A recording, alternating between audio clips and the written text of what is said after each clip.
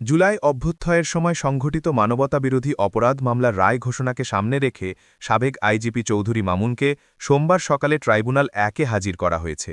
সকাল ৮:৩০টার দিকে তাকে আনা হয় কড়া নিরাপত্তায়।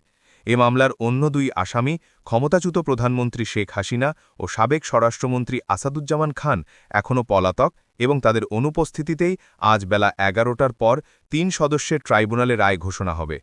সকাল ৯:১টায় প্রিজন ভ্যানযোগে মামুনকে শেষবারের মতো আনা হয় আদালতে। তিনি প্রায় ১ বছর ধরে কারাগারে আছেন এবং ইতোমধ্যে রাজসাক্ষী হিসেবে জবানবন্দি দিয়েছেন। তার শাস্তি কী হবে তা ট্রাইব্যুনালের উপর ছেড়ে দিয়েছে প্রসিকিউশন।